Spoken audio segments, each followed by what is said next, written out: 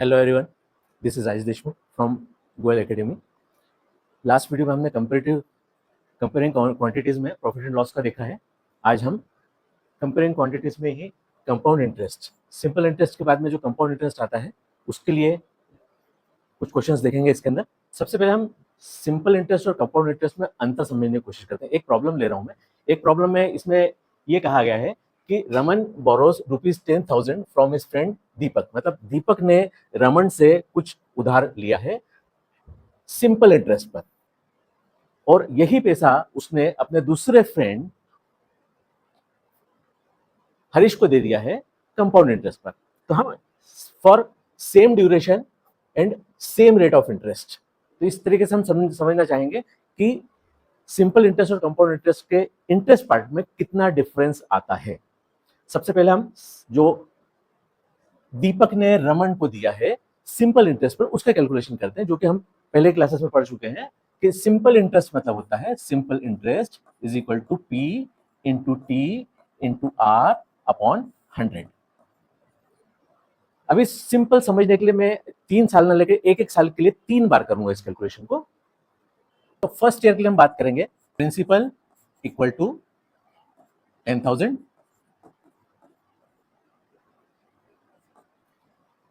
Time equal to 3 years, और rate of interest दिया है हमारे पास में 10%।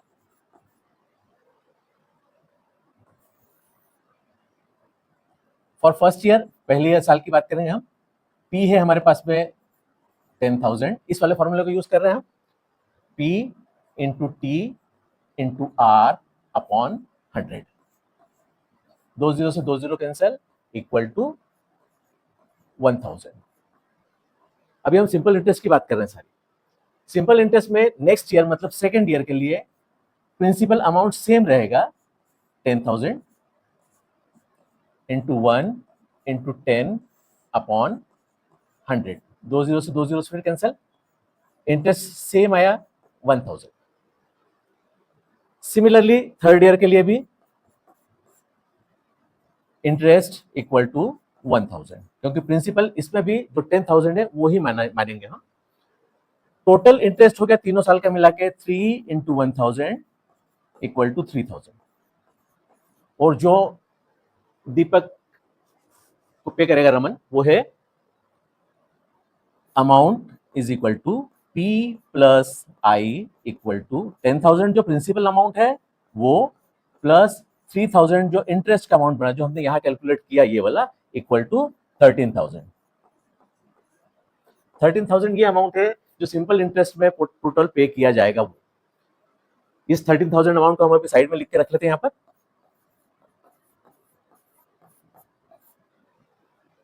अब क्वेश्चन के सेकंड पार्ट पर आते हैं कि same amount same rate of interest पर सेम ड्यूरेशन के लिए अगर कंपाउंड इंटरेस्ट पे दिया जाए तो क्या होगा।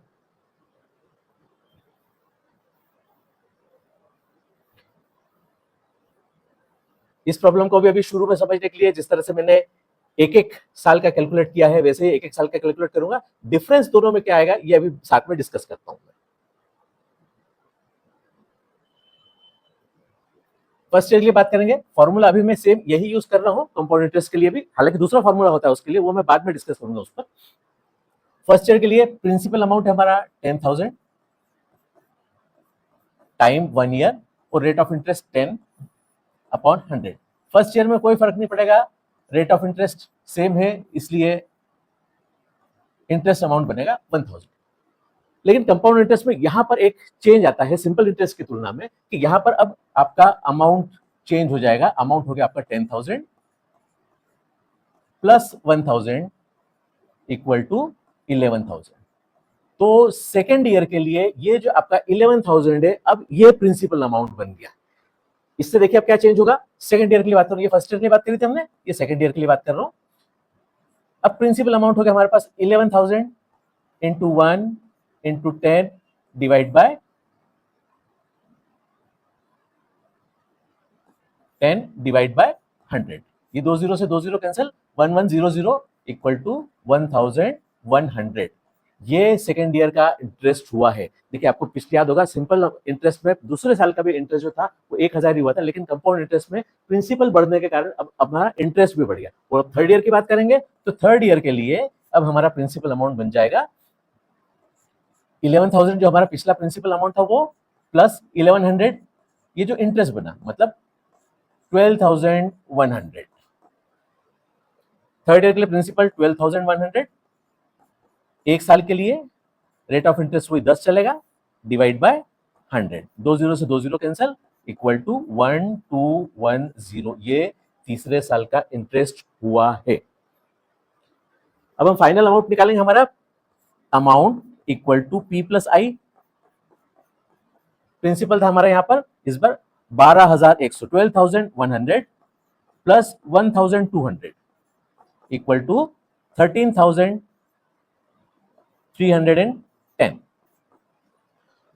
तो आपने यहाँ पर डिफरेंस देखा कि सिंपल इंटरेस्ट में जो हम पे कर रहे थे वो टोटल अमाउंट लास्ट में 3 ईयर आफ्टर 3 इयर्स, 3 साल पूरे होने पर 13,000, और यहाँ पर हम पे करेंगे 13,310।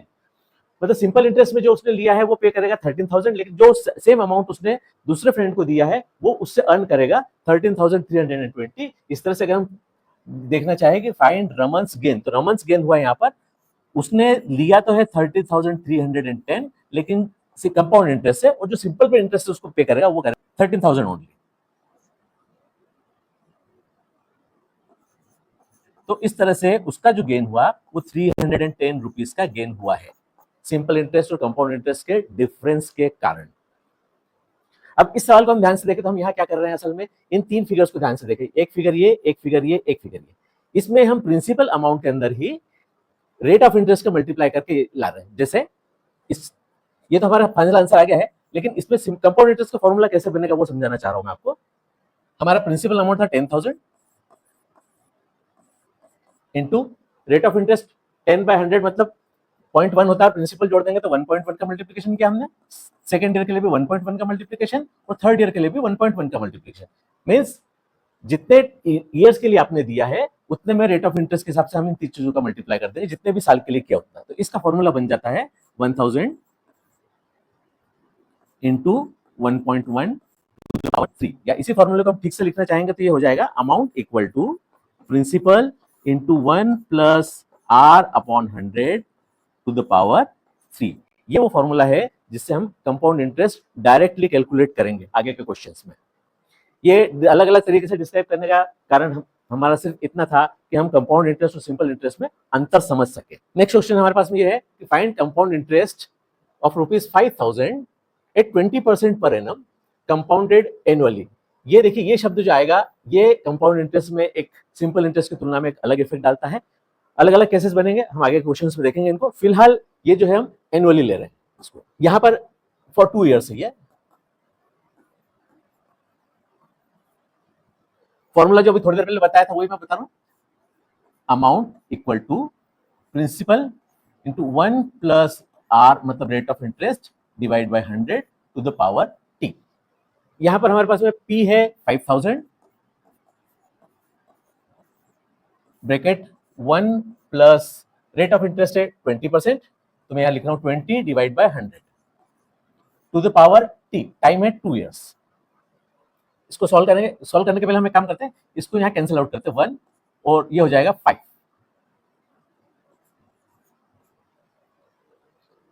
ब्रैकेट को पहले सॉल्व करते हैं, 1 प्लस 1/5 है, तो इसको हम लिख लेते हैं सिंप्लीफाई करके 5000 into 6/5 to the power 2। 5000 into, यहां मैं लिख रहा हूं इसको ब्रैकेट ओपन करके 6/6 डिवाइड बाय 5/5।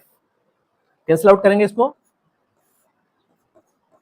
1000 और इसको किया तो 100। 6 is 36, 2 is 72, मीन्स 7,200, 7,200 ये बना है फाइनल अमाउंट जो वो पे करेगा। ठीक है, अब हमसे पूछा है कि फाइंड द कंपाउंड इंटरेस्ट। ये इंटरेस्ट पार्ट नहीं, ये फाइनल प्रिंसिपल पार्ट होता है। यहां हम इंटरेस्ट पार्ट निकालेंगे तो compound interest is equal to final amount minus principal. Equal to 7,200 minus principal था हमारा 5,000 इक्वल टू 2,200। ये है हमारा compound interest for this problem. Next question लेते हैं।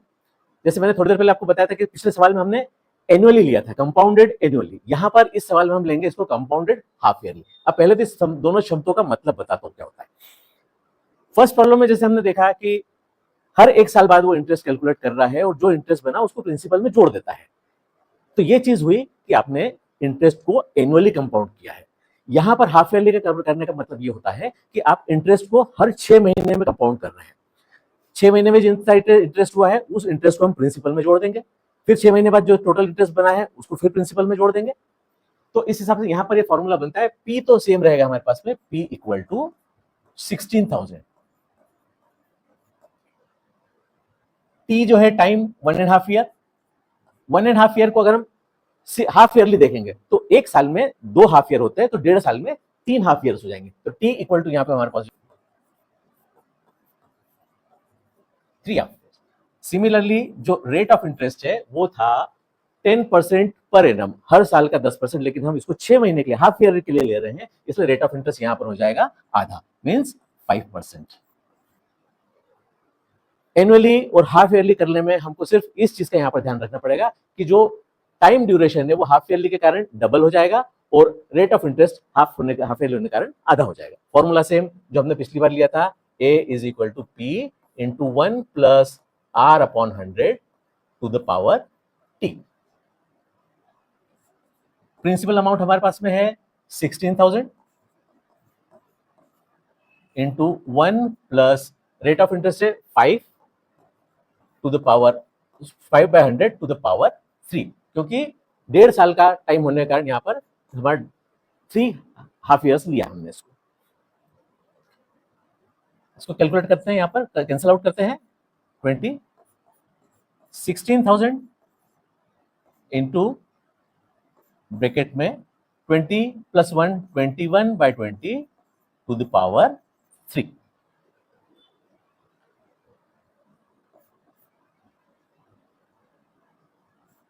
इसको सिंप्लीफाई करते हैं। ब्रैकेट ओपन कर रहा हूं मैं, 21 into 21 into 21 divide by 20 multiply by 20 multiply by 20। 3 zero से तो 3 जीरो कैंसिल आउट हो जाएंगे, 16,000 के। 2 टू ज़ा 4 टू ज़ा 8 और यहाँ है 16, तो यहाँ बचेगा 2। फाइनल हमारे पास जो वैल्यूज बची वो है 21 इंटू 21 इंटू 21 इंटू 2। इसको जब सॉल्व करेंगे तो ये आंसर आ जाएगा हमारे पास टोटल 18522। ये 18522 बना है हमारे पास में, जो इस पूरे का फाइनल अमाउंट होगा वो। इसमें से अगर हम इंटरेस्ट पार्ट निकालना चाहेंगे तो इंटरेस्ट पार्ट फिर वही है, compound interest equal to A minus P, 18522 minus 16,000 equal to 2522। ये हमारा फाइनल इंटरेस्ट वाला पोर्शन है। नेक्स्ट क्वेश्चन, सेम प्रॉब्लम थोड़ा सा चेंज करके मैं हाफ ईयरली के बजाय अगर हम इंटरेस्ट कंपाउंडेड क्वार्टरली करेंगे तो क्या होगा वो बता रहा हूं। लगभग सेम प्रॉब्लम है। यहाँ पर भी प्रिंसिपल हमारे पास में अब है, principal equal to 1,60,000। Rate of interest यहाँ पर 20% पर एनम है, लेकिन हम कंपाउंड क्वार्टरली कर रहे हैं इसलिए इसको हम 1/4 कर देंगे।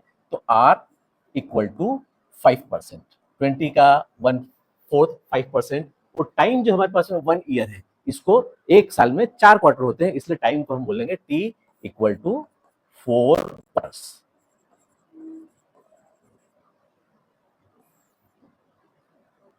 A is equal to P into 1 plus R upon 100 to the power T. 1,60,000 into 1 plus 5 upon 100 to the power 4. 5% इसलिए कि 20% पर एनम है, उसको क्वार्टरली करेंगे तो उसका 1/4 हो जाएगा।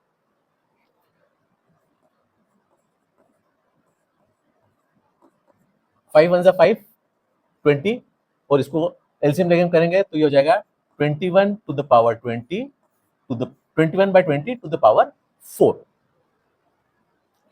इसको सिंप्लीफाई करते हैं, ब्रैकेट ओपन कर लेंगे हम।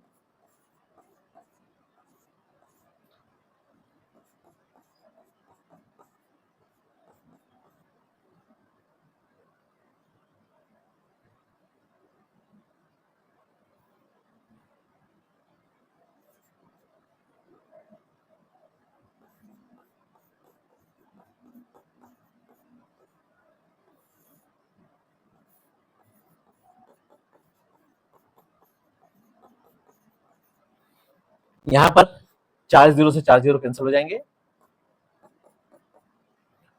2 टू ज़ा 4 टू ज़ा 8 टू ज़ा 16, ये 16 कैंसिल होकर यहाँ पर 1 बचा, मतलब हमारे पास फाइनल आंसर आ रहा है यहाँ पर 21 टू द पावर 4। इसको हम जब सॉल्व करेंगे तो इसका आंसर हो जाएगा 1998।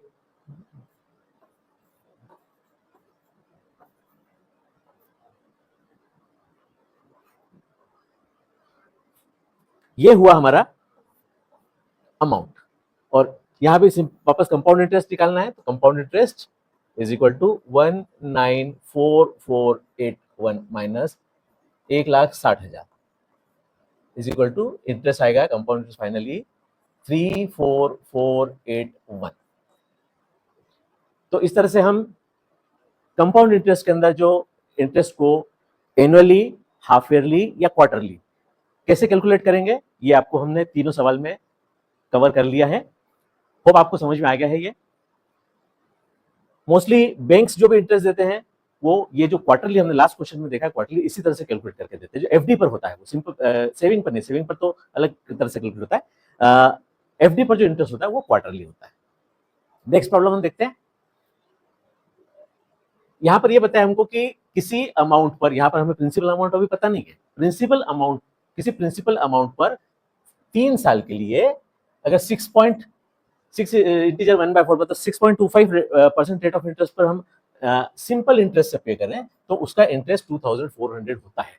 अगर सेम अमाउंट हम कंपाउंड इंटरेस्ट से कैलकुलेट करना चाहें, कंपाउंडेड एनुअली, देखिए कंपाउंड इंटरेस्ट कोई भी सवाल आप कर रहे हैं सबसे पहले ये देखना है आपको कि ये कंपाउंडेड एनुअली है, हाफ ईयरली है या क्वार्टरली, इसी अनुसार आपके आगे की जो वैल्यूज है वो डिसाइड होगी। यहाँ पर कंपाउंडेड एनुअली है, सबसे पहले हम वो प्रिंसिपल अमाउंट निकालते हैं। सिंपल इंटरेस्ट वाला फॉर्मूला जो हमारा है I is equal to P into T into R upon 100। यहां हमें प्रिंसिपल नहीं पता है, ये वैल्यू नहीं पता है हमें, तो 2400 is equal to P into T into R। R है हमारे पास 6 इंटीजर 1/4, मैं इसको अगर करना चाहूँ तो 6 इंटीजर 1/4 को हम देख सकते हैं 6 4 24 प्लस 1 25/4 इंटू 25/4, और जो एक डिनोमिनेटर में ये वाला 100 है वो 100 और लिख देता हूं मैं। P equal to 2400 multiply by 100 multiply by 4, ये सारी वैल्यूज को मैं इधर ले जा रहा हूँ, सिर्फ P एक साइड रख रहा हूँ, divide by 3 multiply by, sorry ये 25 है,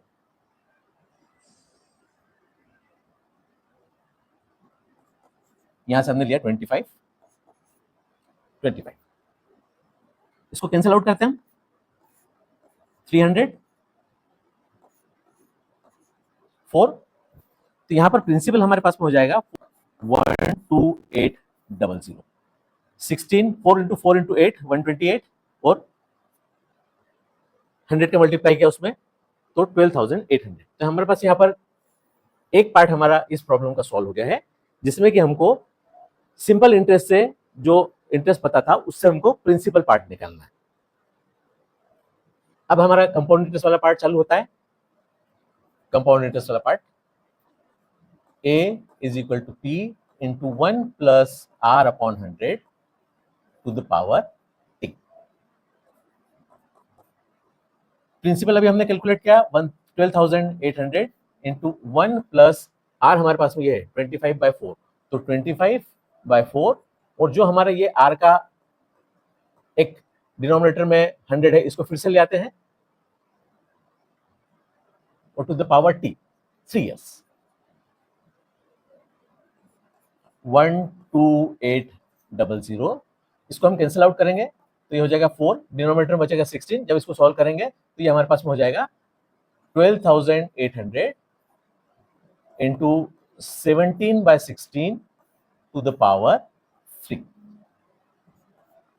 17 into 17 into 17 divided by 16 into 16 into 16, power 3 है इसलिए 3 बार लिख दिया हम दोनों को।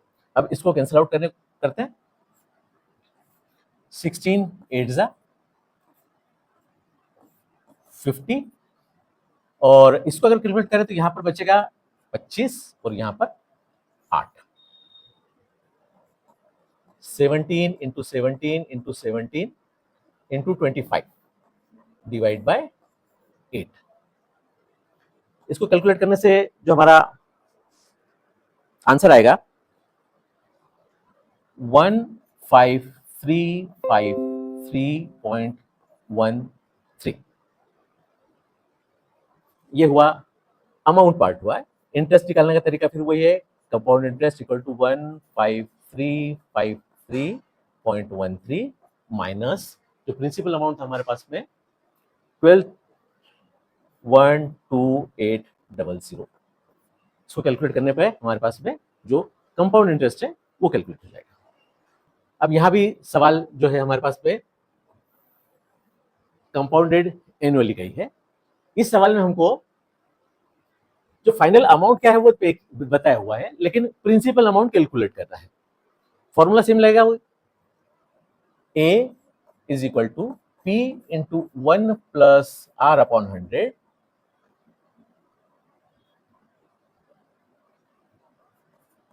To the power T. हमें यहां पर अमाउंट पता है 25,000 is equal to P into 1 plus R upon 100 to the power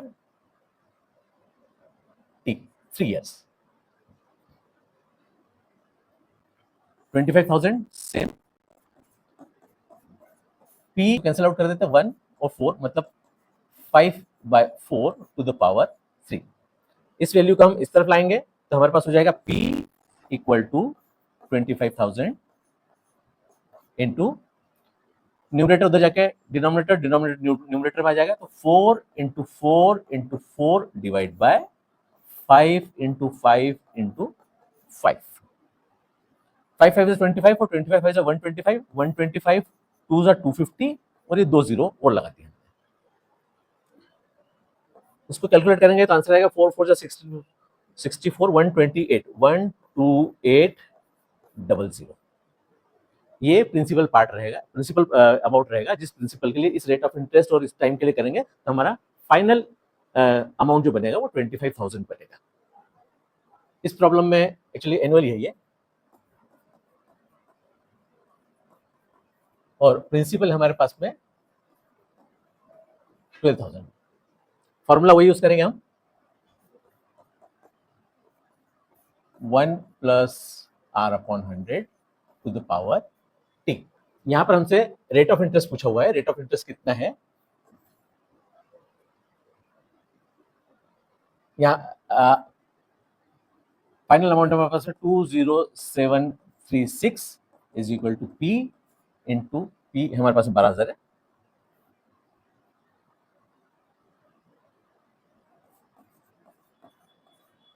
one plus R upon 100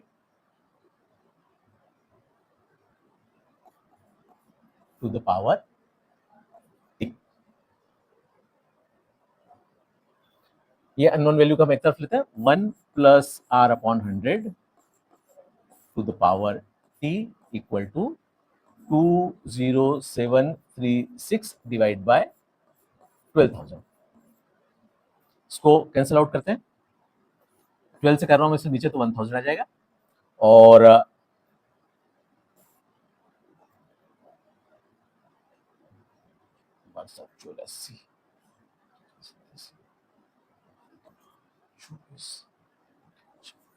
equal to 1,720 28 divide by to the power 3 है यहाँ पर। अब ये टू द पावर 3 है तो, और नीचे डिनोमिनेटर में देखें तो ये भी 10 टू द पावर 3 हमको दिख रहा है, तो एक एज्यूम करें तो ये भी किसी न किसी चीज का क्यूब हो सकता है। और थोड़ा सा हम कैलकुलेट करके देखें कि जैसे 1 2 3, तो 1 का क्यूब जो भी बनेगा उसकी यूनिट प्लेस में 1 आएगा, 2 का 2 2 4 4 2 8, और 3 का 3 3 9 9 3 27। इसके यूनिट प्लेस पे 1 है, सॉरी 8 है, मतलब ये कहीं ना कहीं ऐसी वैल्यू का क्यूब है जो कि जिसकी यूनिट प्लेस पर 2 आ रहा है। हम ट्राई कर रहे हैं 12 के लिए। 12 इंटू 12 होता है 144, और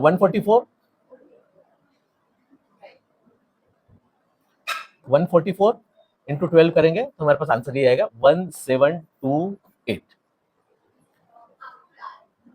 मीन्स ये है 1 plus R upon 100 to the power 3 is equal to 12 divided by 10 to the power 3। इसी से हमारे पास ये इक्वेशन का फॉर्म में हो जाएगा कि 1 plus R upon 100 equal to 12 by 10। इस 1 को हम इधर लेके आएंगे,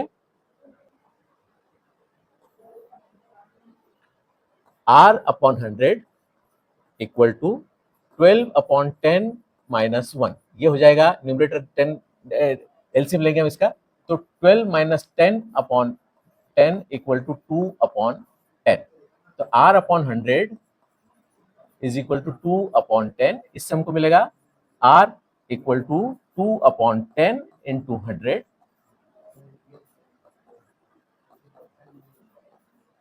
equal to rate of interest हमारे पास में आ गया है 20%।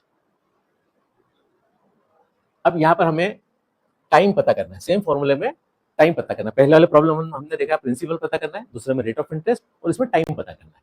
तो टाइम के लिए फॉर्मूला भी हम वो यूज करेंगे, a is equal to p into 1 plus r upon 100 to the power t। a हमारे पास में यहाँ पे 9680 equal to 8000, 1 plus 10 upon 100 to the power t। अभी हमें टाइम पता नहीं है, हमें टाइम पीरियड ही निकालना है। यहाँ पर अननोन टर्म्स एक तरफ लेते हैं हम, पहले इसको 1 और इसको 10 लेते हैं, तो ये वाला ब्रैकेट हो जाएगा 11 बाय 10।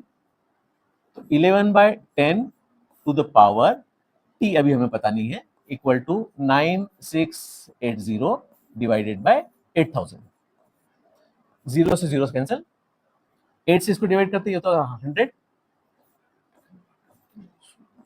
121, ये हो जाएगा 121 डिवाइड बाय 100। इस वैल्यू को और इस वैल्यू को हम कंपेयर करें तो 11 का स्क्वायर 121 है और 10 का स्क्वायर 100 है। मतलब इसी प्रॉब्लम को मैं इस तरह से लिख सकता हूं, 11 by 10 to the power t equal to 11 by 10 to the power 2। मतलब यहां पर हमारी t मतलब टाइम की वैल्यू आ गई है 2 इयर्स। इस तरह से हमने कंपाउंड इंटरेस्ट के लगभग सभी पॉसिबल ऑप्शंस ट्राई करके देखे हैं। इसमें अलग अलग तरीके से इंटरेस्ट निकालना, कहीं इंटरेस्ट नहीं है, इंटरेस्ट दिया हुआ है हमको तो हमें प्रिंसिपल निकालना, टाइम निकालना, रेट ऑफ इंटरेस्ट निकालना, ये अलग अलग तरह के प्रॉब्लम्स इसमें हमने कंपाउंड इंटरेस्ट के चैप्टर में कवर करने की कोशिश की है। आप सब इसको देखिए, प्रैक्टिस कीजिए इसको देख के, और इसको लाइक शेयर और इसको कमेंट्स जरूर कीजिए प्लीज। Thank you.